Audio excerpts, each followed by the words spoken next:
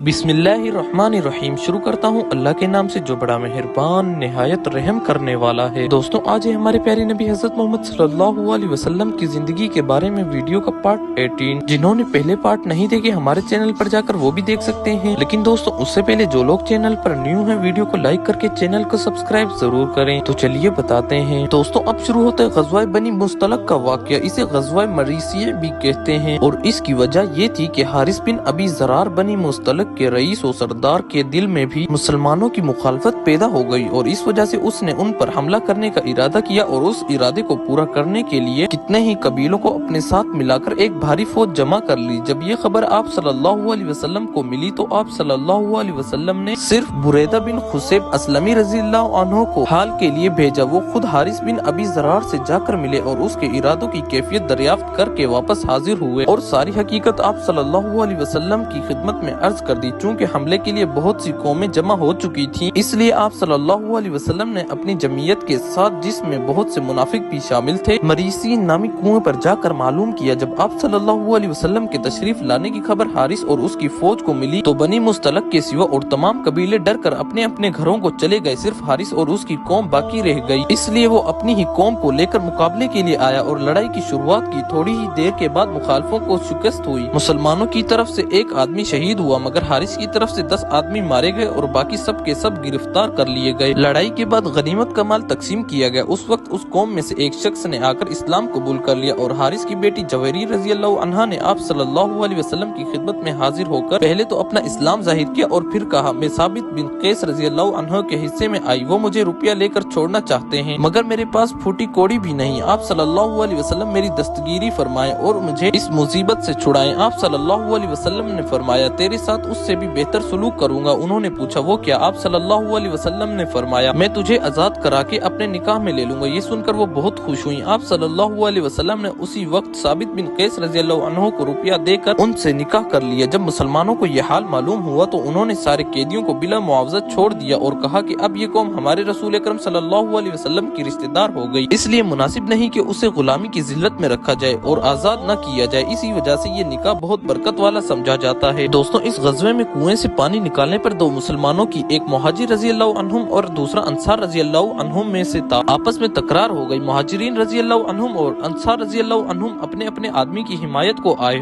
और करीब ये था कि दोनों में लड़ाई हो जाए, लेकिन मुहाजिरीन ने अपने बामुरव्वत अंसारी भाइयों की खातिर उनके आदमी से माफी मांगी। चुनाचा वो राजी हो गया और झगड़ा मिट गया। मगर ये खबर अब्दुल्ला बिन अबी मुनाफिक को पहुंची तो उसने आग बगोला होकर कहा कि इन लोगों को देखो, हमारी ही वजह से तो इन्हें ये शान और शौकत नसीब हुई है, फिर हमसे ही ऐसा सलूक करते हैं। हमारी उनकी तो वही मिसाल है, जैसा कहा गया है, अपने कुत्ते को अपने ही चीर फाड़ खाने के लिए पाल। अच्छा, अब मदीने में पहुँच ले, जी अर्जत जलील को वहाँ से निकाल देगा। उस आखिर फिक्रे से ये मतलब था कि मैं रसूलुल्लाह सल्लल्लाहु अलैहि वसल्लम को मदीने से निकाल दूंगा। जिस वक्त उसने ये बातें की उस वक्त ज़ैद बिन अरकम अंसारी रज़ियल्लाहु अन्हु वहाँ मौजूद थे। उन्हें उसका ये गुस्ताखाना और मगरूराना कलाम बहुत ही नागवार मालूम हुआ, इसलिए ये सारी कैफियत आप सल्लल्लाहु अलैहि वसल्लम की खिदमत में आकर बयान कर दी। इस मौके पर असैद बिन हज़ीर रज़ियल्लाहु अन्हु भी आप सल्लल्लाहु अलैहि वसल्लम की खिदमत में मौजूद थे। उन्होंने ये तजवीज़ पेश की कि अब्दुल्ला को मदीने से निकाल दिया जाए, मगर जब उसको इस तजवीज़ की इत्तला हुई तो उसने पहले तो झूठी कसम खाकर उन बातों के कहने से साफ इनकार कर दिया। लेकिन जब अल्लाह ताला ने कुरान शरीफ में उसका झूठ जाहिर कर दिया तो लोगों ने माजरत पर उसे मजबूर किया, मगर नहीं माना और अकड़ने लगा। उसी हाल में आप सल्लल्लाहु अलैहि वसल्लम मदीने में पहुंच गए। अब्दुल्ला का एक बड़ा बेटा पक्का मुसलमान था और मदीने में ही रह गया था। जब उसे अपने बाप की इस नामाकूल हरकत की खबर मिली तो वो घर से निकलकर रास्ते में ही बाप से आ मिला और कहने लगा, मैं तुझे अपने घर में न जाने दूंगा जब तक तू ये न कहे कि तू बहुत जलील आदमी है। जब आप सल्लल्लाहु अलैहि वसल्लम को उस अमर की इत्तला हुई तो आप सल्लल्लाहु अलैहि वसल्लम ने अब्दुल्ला के बेटे से कहा, उसे छोड़ दो और घर से ना निकालो और जो कुछ हुआ उससे दरगुजर करो। इस गज़वे में ऐसा अमर हुआ जिसका बयान करना जरूरी है। आप सल्लल्लाहु अलैहि वसल्लम मदीने के नजदीक मंजिल सलसल में क़याम फरमाते हैं कि हज़रत आयशा रज़ियल्लाहु अन्हा के गले का एक जेवर रास्ते में गिर पड़ा। उन्होंने आप सल्लल्लाहु अलैहि वसल्लम की खिदमत में इस अमर की इत्तला दी। आप सल्लल्लाहु अलैहि वसल्लम ने अपने साथियों को वहीं ठहरने का हुक्म दिया ताकि खोई हुई चीज को ढूंढ ले। उस मंजिल में ना तो लोगों के